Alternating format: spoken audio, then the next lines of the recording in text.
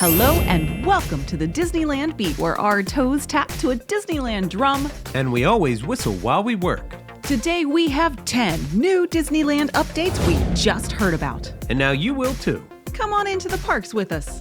Like, subscribe, and stick around. Disneyland is your land. Come seek an adventure into your pirates, eh? Made the jump to life.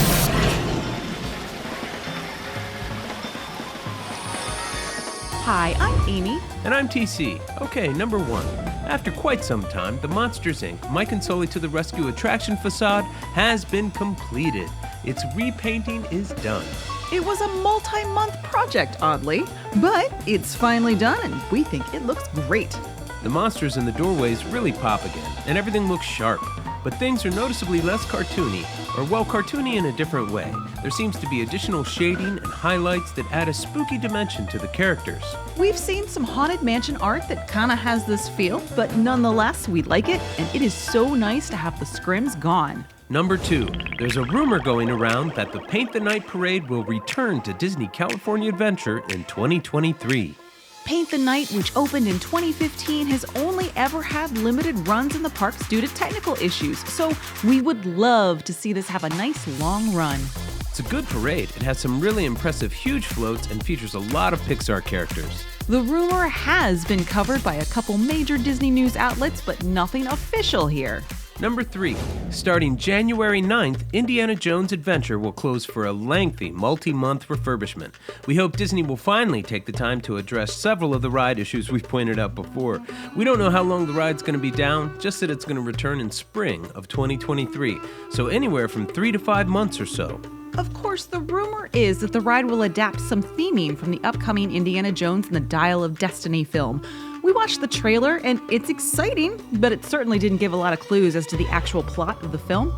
But we do know it's set in the 1960s during the Soviet space race, which we would consider to be several decades ahead of the rest of Adventureland. Personally, we don't expect to see a lot of the new film in the ride, but anything's possible.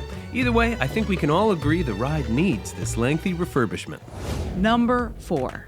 A Reddit user, OFootlock, posted a photo of what looks to be Baymax preparing for flight over Sleeping Beauty's castle at Disneyland. Disney appears to be testing the new animatronic huggable figure in his red flight suit for what one can only assume is the new fireworks show. Wondrous Journeys is set to open January 27th, so it would make total sense that it would be in rehearsal. The new fireworks show claims to feature every single one of Walt Disney Animation's features.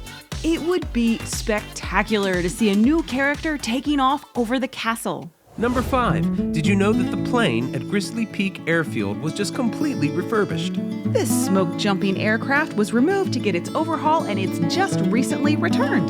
The new paint job makes it look phenomenal. Make sure to take a moment and appreciate it on your next trip. Number 6. We got some new concept art for Tiana's Bayou Adventure showing a scene from the ride. It features Tiana looking great in her exploring outfit, and there's a little Zydeco band of critters, including an otter, a rabbit, raccoon, a beaver, a turtle, and others. The band members sing and play instruments made of natural materials that they find in the bayou. You know, we're not sure if Critter Country is even going to remain Critter Country, but looking at this concept art, we do think that could be the plan. Disney teased that the band will be seen multiple times throughout the ride, and they play a role in the ride story, and we think they look super cute. And it does look like the new version of the ride will continue the legacy of the mountain being a big audio animatronic spectacle, and that it's not going to transform into an entirely screen-based ride or something. Number 7. Disneyland's Christmas Candlelight Processional was this past weekend, and the exclusive event was as beautiful as ever.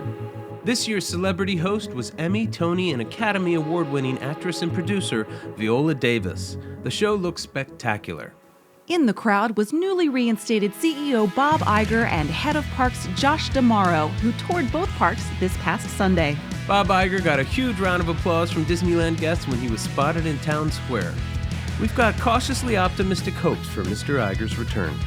We'd love to see them both navigate the parks using Genie Plus, mobile ordering, and making every reservation window, and not just get the VIP tours. Number 8. Disneyland is participating in the national telecast of New Year's Rockin' Eve. Disneyland's contribution will be pre-recorded and feature performances by Ciara and boy band Tomorrow X Together. This New Year's Eve will be one of the first in memory where pass holders, now Magic Key holders, have been completely blocked out of the date. One of the very few and newly blocked out dates with the new top-tier Inspire Pass is New Year's Eve, a night that has been traditionally one where locals far outnumber out-of-town guests in the park.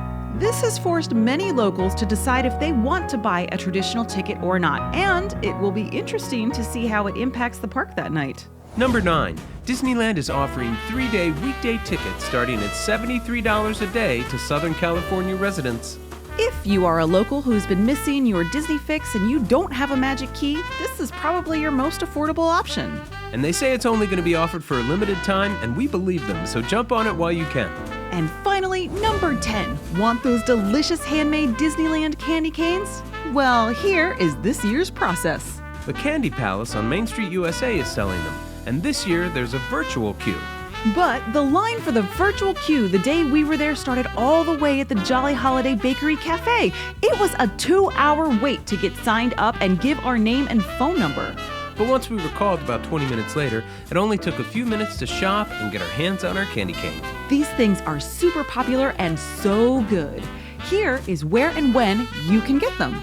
At the Candy Palace at Disneyland Park, December 4th, 6th, 11th, 13th, 18th, 20th, and 24th, and at Trolley Treats at Disney California Adventure, December 5th, 7th, 12th, 14th, 19th, 21st, and 25th. Well, that's it for us today. Thanks for joining us. Be sure to like and subscribe. You can also support us by shopping at our Shopify store where we sell phenomenal framed park art and photography. There's a link in the description. May the light in the firehouse window always shine brightly, and may your dreams always come true. See you real soon, Mouseketeers.